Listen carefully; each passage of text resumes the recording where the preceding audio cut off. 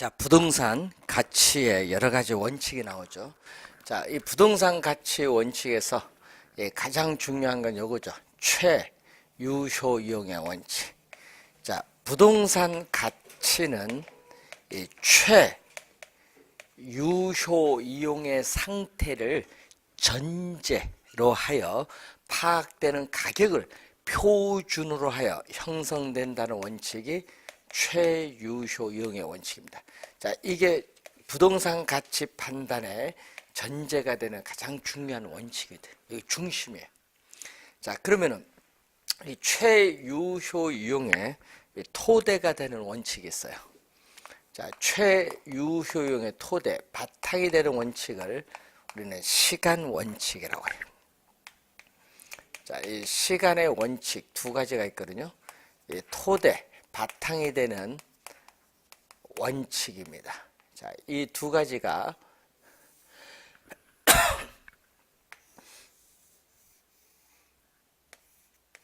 이 두 가지 원칙이 예측의 원칙, 변동의 원칙이 있어요. 자, 예측의 원칙은 말 그대로 예측한다는 얘기죠. 부동산 가치는 이 부동산에 있어서의 쾌적성이나 수익성 등의 예측을 받아서 영향을 받는다는 원칙입니다. 그럼 예측의 원칙에 있어서는 부동산 가치의 개념이 있어요.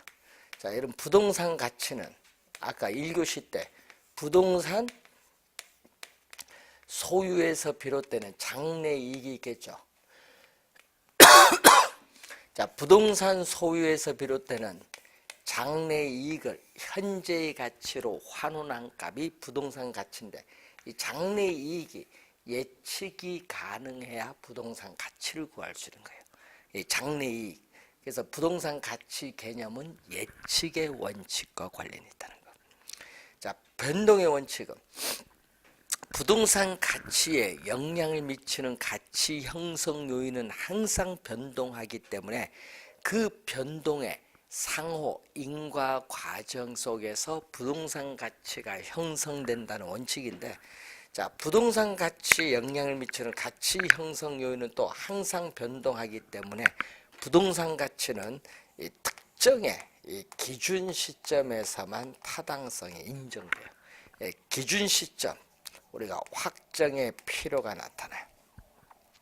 기준 시점을 확정할 필요가 있는데, 이 기준 시점이 자, 뭐냐? 우리나라 또 감정평가에 관한 규칙. 자, 우리나라 감정평가에 관한 규칙 제9조 2항을 보면 되겠죠. 제9조 2항을 보면은 기준 시점은 이 대상 물건에 기준 시점은 대상 물건의 가격 조사를 완료한 날짜로 한다. 대상 물건의 가격 조사를 완료한 날짜로 한다. 기준 시점이 다만 이 항에 보면 날짜로 하는데, 다만 기준 시점을 미리 정하였을 때에는 가격 조사가 가능한 경우에만, 자, 기준 시점을 미리 정하였을 때는 가격 조사가 가능한 경우에만, 시험 문제는요, 가격 조사가 가능하지 않더라도 이렇게 출제를 많이 해요. 가격 조사가 가능한 경우에만 어떻게 돼? 기준 시점으로 정할 수 있다. 그래서 여러분이 제2항, 이것도 시험에 많이 나오는 지문입니다. 자, 여러분이 우리 부동산 준공하고 나면요, 가만히 있어도 노후화가 되죠. 시간이 경과함에 따라 어떻게 돼? 자연적인 작용에서 노후화가 진행돼. 풍후작용에 따라. 그것은 그러면 부동산 가치가 하락을 하는데, 이것을 무슨 감가? 물리적 감가라고 해요. 물리적 측면에서 부동산 가치가 감소한다. 자, 그리고 이제 여러분 거래 사례 비교법 나중에 배울 텐데, 거기서 이 사례 물건의 거래 시점에서의 가액을 기준 시점의 가액으로 정상화 시켜주는 작업이죠. 시점, 우리가 수정의 근거가 되는 거죠. 기준 시점이 좀 많이 나옵니다. 좀 주의해 두시고. 자, 그리고 이 최유효 이용의 원칙과 관련해서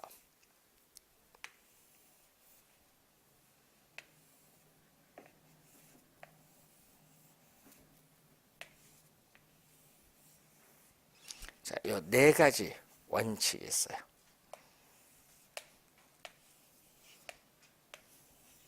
최유효와 또 관련된 네 가지 원칙이 이제 이렇게 나타나는데, 이 네 가지 이 원칙이 뭐냐? 최유효용의 내부, 최유효용의 요거는 뭐가 돼? 요 두 가지는 뭐? 두 가지는 토대. 요 네 가지는 내부적 요인, 즉 대내적인 공간에 대한 원칙.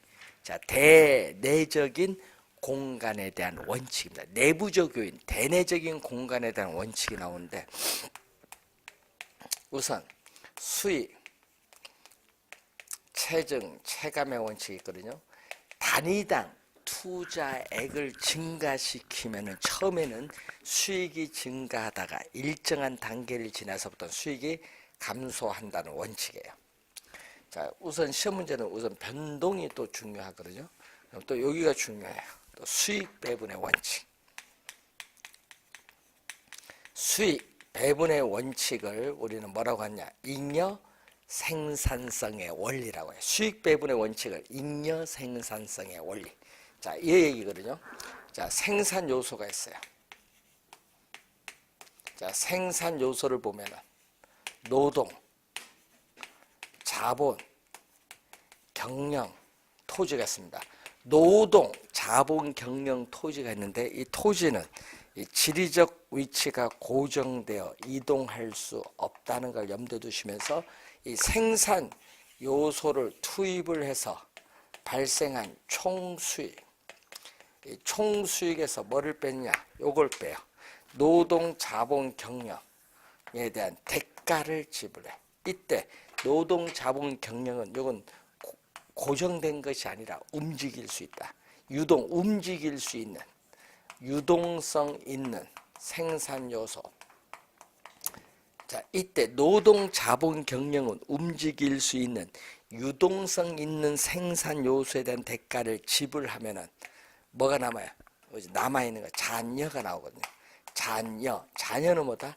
나머지 이 잔여 수익이 위치가 고정된 토지에 제일 맨 마지막으로 배분하라는 원칙이 수익 배분의 원칙이에요. 그래서 수익 배분의 원칙이 시험에 나오면 항상 요걸 나와. 토지 잔여법이 나옵니다. 토지 잔여법의 이론적 근거가 돼요. 하여튼 잔여가 나오거든요. 하여튼 잔여라는 용어가 나오면은, 잔여라는 용어가 나오면은 하여튼 무슨 원칙? 수익 배분의 원칙입니다. 수익 배분의 원칙.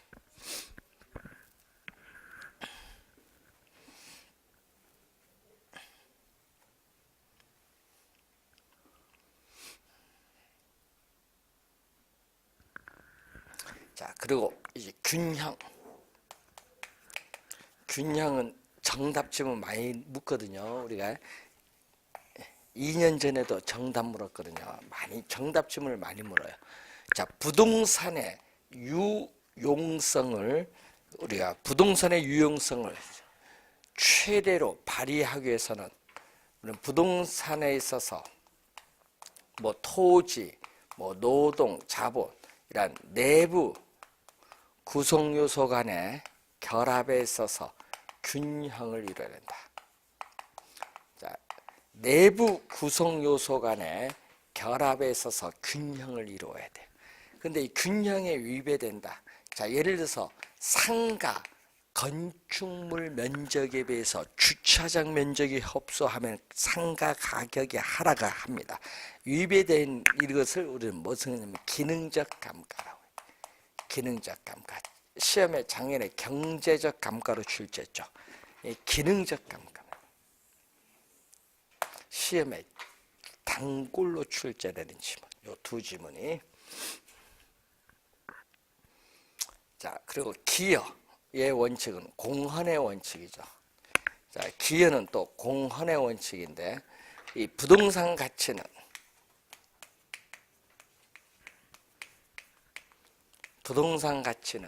이 부동산을 구성하고 있는 각 구성 부분의 공헌도, 기여도를 합한 거다.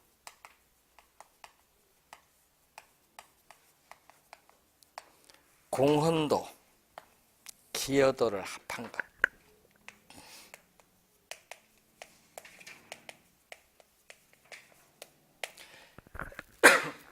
각 구성 부분의 공헌도, 기여도를 합한 게 부동산 가치다.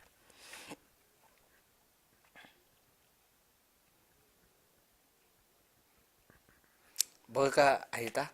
생산비를 합한 것이 아니라는 것.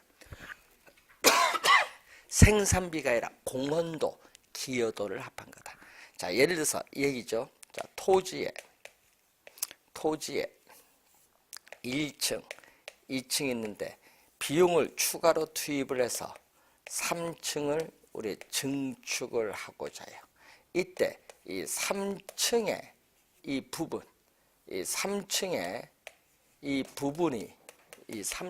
부분이 전체 부동산 가격이나 수익 획득 정도에 어느 정도 기여하느냐, 이걸 보거든요. 그래서 이 증축 시에 증축할 거냐, 이 추가 비용을 추가로 투자할 거냐 안 할 거냐, 추가 투자에 있어서의 적정성 여부 판단은 바로 부분과 전체에서 추가 투자의 적부 판단은 기여의 원칙. 자, 주어진 필지를 또 인접 필지와 합병했을 때 토지 가치가 또 오를 수 있죠. 추가 투자의 적정성 여부 판단은 기여의 원칙과 관련이 있다.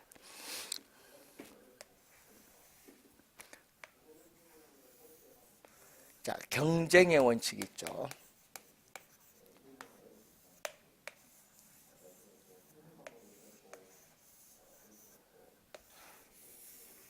자, 이것은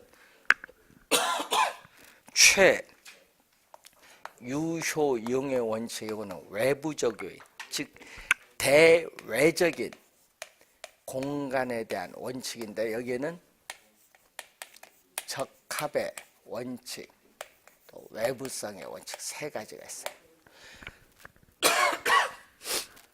적합의 원칙은 부동산의 또 유용성, 이것도 정답 많이 묻죠. 부동산의 유용성을 최대로 발휘하기 위해서는 부동산을 둘러싼 외부 환경에 적합을 해야 한다. 이 능동적 개념이죠.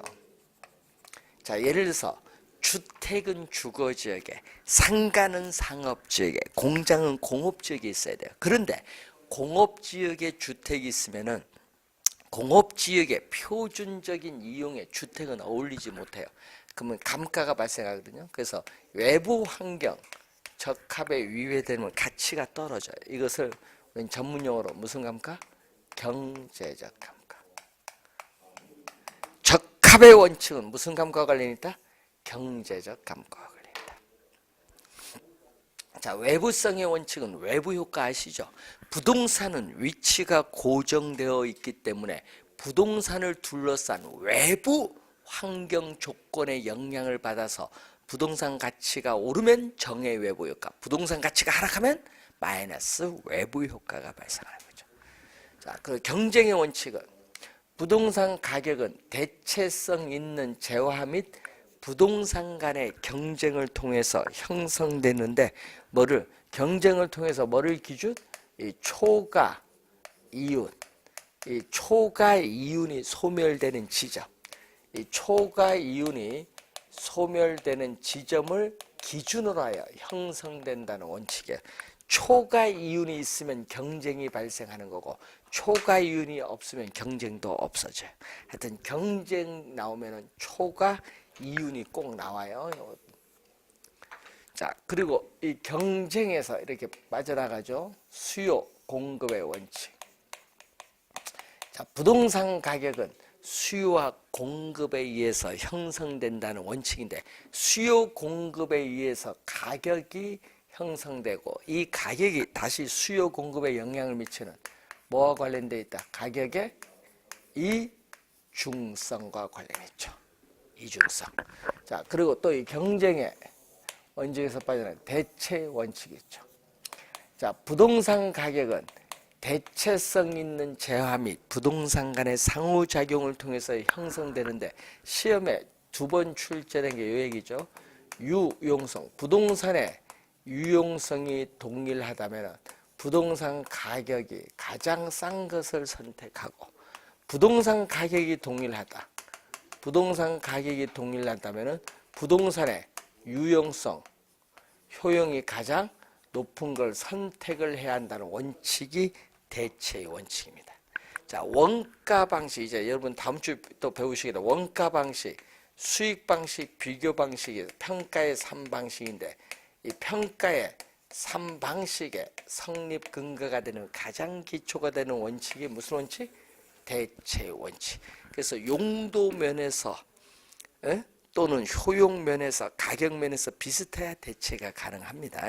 그래서 가격, 용도, 효용 면에서 동일성 또는 유사성이 있어야 대체가 가능하다는 그러한 내용이 되겠습니다. 자, 이런 의미로 우리가 한번 확인을 해보시면 되겠죠.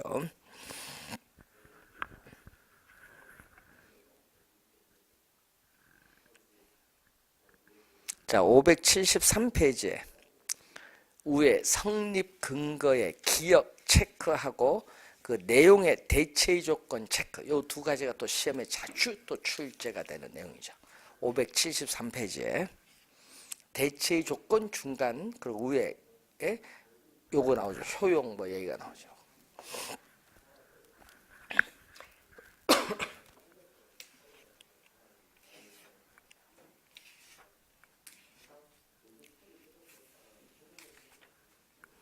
자, 584페이지에 지역 분석 개별 분석. 여러분 여기서 시험 문제 한 문제 냅니다. 원래 중요해요.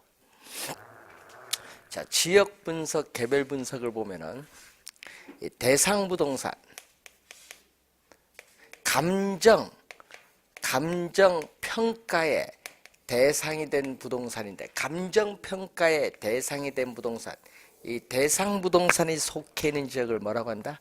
인근 지역입니다. 자, 이렇게 대상 부동산이 속한 지역의 뭐를 파악을 해야 된다? 특성을 파악을 해야 돼. 자, 지역 분석과 개별 분석인데 작년에 또 출제를 했거든요. 작년 시험에 출제인데 항상 의의는 시험에 많이 출제를 하죠. 자, 지역의 특성, 여러분 대상 부동산이 속해 있는 지역의 특성을 파악을 해야 돼. 자, 이때 지역의 특성이라는 것은 어떤 지역이 다른 지역과 구별이 되는 특징이 지역의 특성입니다. 이걸 파악을 해서 지역 내 부동산들의 일반적이고 평균적인 사용 방법을 전문용어로 표준적 사용이라고 해요. 이 표준적 사용의 형상과 장래 동향을 명백히 해서 이 가격 수준 또는 가치 수준, 가치 수준을 판정하는 작업. 가격 수준은 지역 내 부동산들의 가격을 평균한 값이죠.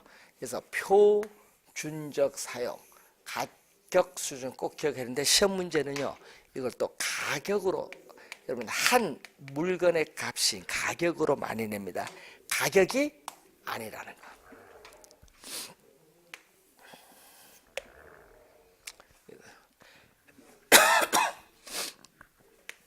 지역 분석의 성립 근거 필요성으로는 토지의 지리적 위치가 고정되어 있기 때문에 나타나죠. 부동성.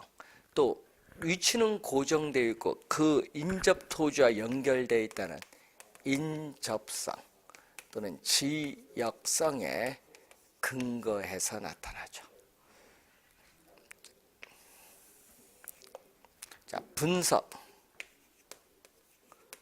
대상, 범위를 보면 지역 전체를 대상으로 하는, 자, 지역 전체를 대상으로 하는 거시, 넓은 의미, 거시적 차원에서 분석을 하면서 어떻게 돼요? 전체, 지역 전체를 대상으로 하는 전체적이고 광역적인 분석이 이루어져요. 관련, 가격, 원칙으로서는 부동산을 둘러싼 외부 환경에 적합한가, 적합의 원칙을 우리는 근거로 또 하고 있습니다. 자, 이때 개별 분석은 대상 부동산, 이 대상 부동산 감정평가의 대상이 된 부동산을 줄여서 대상 부동산인데, 이 대상 부동산의 개별 요인을 분석을 해요. 자, 대상 부동산의 개별 요인을 분석을 해서 최유효 이용, 최유효 이용은 최고 최선의 이용인데 최유효 이용을 판정을 해요.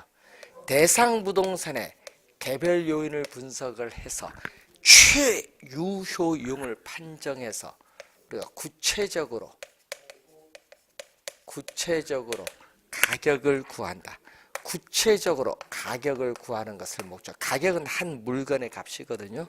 그래서 여러분 여기는 최유효 이용 가격인데, 여기서 시험 문제 나올 때 틀리지 않도록 하고, 문제는 이 표준적 사용을 지표로 해서 최유효 이용이 결정되는 피결정성이 있어요. 그래서 이 지역의 특성에 제약하에 개별 요인 분석이 이루어지기 때문에 이 지역 분석이 선행, 작년에 정답 물었죠? 작년에 여기서 정답 물었어요. 선행 후에. 선행 분석. 여기서는 후행 분석이죠. 이 절차상 선후 관계. 이 절차상 선후 관계에서 시험 문제를 물었어요. 자, 이때 개별 요인을 분석을 하니까 개별성을 근거로 하고 최유효 이용 판정과 관련해서는 용도의 다양성을 또 근거로 하죠. 자, 이건 대상 부동산 하나를 분석하죠. 지역 분석은 지역 전체를 대상으로 하는데, 이건 대상 부동산 하나를 분석하니까 무슨 차원? 이거는 미시적. 여기는 거시적 차원에 대해서 미시적 차원에서 분석이 이루어지면서 부분, 구체적인 분석이에요. 여기는 내부 구성 요소 간의 결합에 있어서 균형을 이루어야 되는 균형의 원칙에 근거를 두고 있습니다. 자, 여러분 교재에 우리가 587페이지 보시면은 지역 분석의 대상 지역이 나오죠. 자, 지역 분석의 대상 지역 보면요. 자, 지역 분석의 대상 지역을 보면은 얘기입니다. 지역 분석의 대상 지역은 용도적 관점에 따라 인위적으로 분류하는데 인근지역, 유사지역, 동일수권. 작년에 출제했거든요. 지역 분석의 대상 지역은 용도적 관점에 따라 인위적으로 분류하는데 인근지역, 유사지역, 동일수급권까지 분석하는 거예요. 그럼 인근지역 요거죠. 개념을 또 시험에 많이 내죠. 항상 시험엔 또 개념이 중요하죠. 인근지역 개념은 어떻게 대상 부동산이 뭐한다? 지금 그림에서 보듯이 대상 부동산이 속한 지역으로서 부동산 이용이 동질적이고 가치 형성 요인 중 지역 요인을 공유하는 지역을 인근지역, 그 개념은 24회 시험에 또 출제했어요. 또 10회 시험에 출제 요거죠. 또 대상 부동산의 가치 형성에 직접적으로 영향을 미치는 지역. 직접입니다. 간접이 아니라 직접적으로 영향을 미치는 지역이에요. 그래서 우리는 대상 부동산과 용도적 공통성이 있고 기능적으로 동질성이 있어서 상호 대체 경쟁 관계에 어떻게 돼요? 있는 부동산, 대체 경쟁 관계에 있는 부동산이 존재하는 지역을 인근 지역이라고 해요. 자, 그럼 인근 지역의 범위는 고정된 게 아니죠. 인근 지역의 범위는 고정적, 경직적이 아니라 변화인 거예요. 유동적. 시간의 경감에 따라 변해요. 가변적이다. 자, 그래서 인근 지역의 경계와 범위를 보면은 인근 지역의 범위가 광범위하게 확대가 되면은 광범위하게 설정하면은 사례 수집은 쉬운데 용도적 동질성은 떨어져요. 그래서 가격 수준 판정이 곤란해지고 인근 지역의 범위를 너무 좁게 설정을 하면 용도적 동질성은 높은데 사례 자료 수집이 곤란하다 이 얘기죠. 자, 그리고 인근 지역은 국토의 계획 및 이용에 관한 법률상의 용도 지역과 일치하는 것은 아니다. 그리고 행정적 구역인 읍면동과도 일치하는 것은 아닙니다. 인근 지역의 경계와 범위를 한번 확인을 해본 그러한 내용이 되겠죠. 그래서 588페이지 맨 밑에 경계 설정 유의사항 기억, 589페이지 위에 니은 체크해 두면 되겠죠. 기억 니은.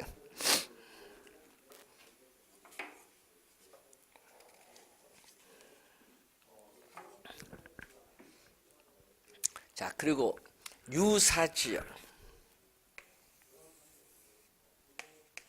유사지역은 또 개념이 또 중요하죠. 얘기죠. 인근 지역의 사례를 수집하기 곤란할 경우에는 유사지역에서 사례를 수집을 함으로써 가격의 정도를 높일 수 있는 중요한 특징이 있어요. 자, 인근 지역이 주거지면 유사지역도 주거지역, 인근 지역이 상업지역이면 유사지역도 상업지역이에요. 예? 그래서 지금 그림 보세요. 대상부동산은 없어요. 예? 대상부동산, 유사지역은 대상부동산이 속하지 아니하는 지역으로서 지역의 특성이 인근 지역과 유사한 거예요. 예? 인근 지역과 어떻게 돼요? 유사한 지역 특성을 가진 지역이 무슨 지역? 유사지역. 그럼 유사지역은 대상부동산의 가격 형성의 간접이야. 직접 아니라 간접. 유사지역은 대상부동산의 가치 형성에 간접적으로 영향을 미치는 지역이고, 그림 보세요. 지리적 위치는 다릅니다. 그래서 유사지역은 인근 지역과 지리적 위치는 다르나 지역의 특성이 유사한 지역이다. 자, 그럼 유사지역은 이렇게, 유사지역은 인근 지역과 인접할 수도 있고 인접하지 않을 수도 있다. 그래서 유사지역은 인근 지역과 거리의 원근, 멀고 가까운 원근과는 무관해. 멀리 떨어지던, 여러분 여기가 노량진 주거지역이다. 여기 강북 주거지역, 강남 주거지역 많죠. 유사지역은. 예? 어디서 사례를 수집할 거냐, 그걸 보는 거지. 자, 그러면은 이제 여러분이 인근 지역인데 이 대상 부동산과 어떻게 돼? 상호 대체 경쟁 관계 있고 또 부동산 가치에 영향을 미치는 다른 부동산에 존재하는 이 지역을 우리 뭐라고 하죠? 동일 수급권. 자, 주의해야 될 것은 유사지역은 동일 수급권 안에 존재할 수도 있고 밖에 존재할 수도 있기 때문에 항상 유사지역을 얘기할 때는 동일 수급권 내 또는 안에 있는 유사지역 이렇게 얘기를 해야 됩니다. 그럼 동일 수급권은 여기까지는 사례를 수집할 수 있어요. 그래서 사례, 우리가 수집에 있어서 가장 먼 거리, 가장 최원방과 가장 먼 거리는 권역이다. 가장 먼 거리는 권역인데 이 동일 수급권의 범위는 부동산의 용도에 따른 분류, 종별, 규모나 성격에 따라 다르게 나타납니다. 그 중에서 우선 시험에 많이 나오는 건 주거지죠. 자, 주거지의 동일 수급권의 범위를 보면은 도심의 사무실, 도심의 사무실로 통근이 가능한 지역 범위와 일치하는 경우. 도심의 사무실로 통근 가능한 지역 범위와 일치하는 경우.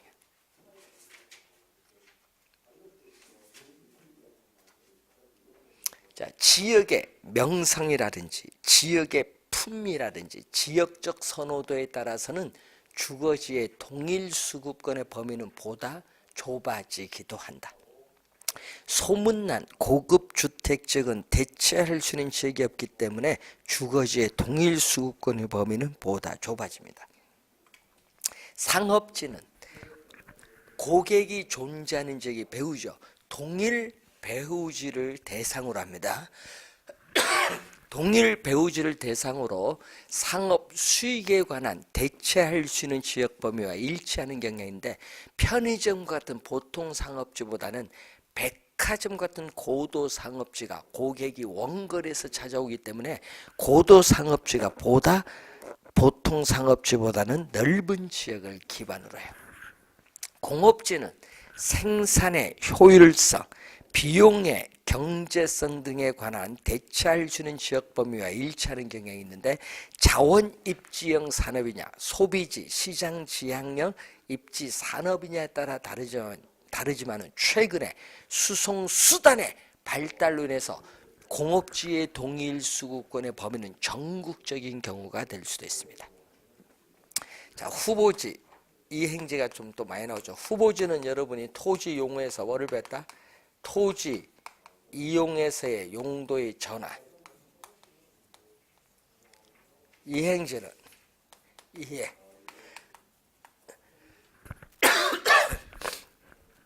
자, 요거 뭐죠? 전환, 이행, 후, 용도적 지역과 대체로 일치하는 경향이 있는데, 성숙도가 낮은 경우가 있거든요.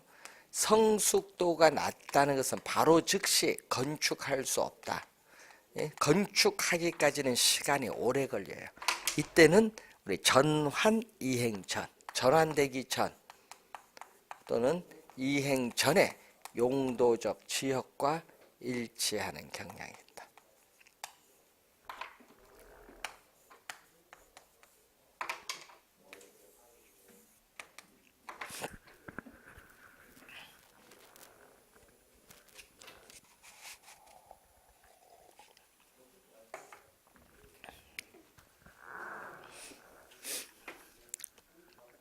자, 그 내용이 여러분 교재에 거기에 나와 있는 내용이 되겠습니다. 자, 이 정도로 여러분이 정리를 해두시면 되는데, 작년에 여기서 지역 개별 분석에서 한 문제 출제했거든요. 그래서 작년에 출제했기 때문에 올해는 이쪽이 좀 중요해요. 뭐가 중요하다? 부동산 가치의 원칙이 중요하다. 올해 시험.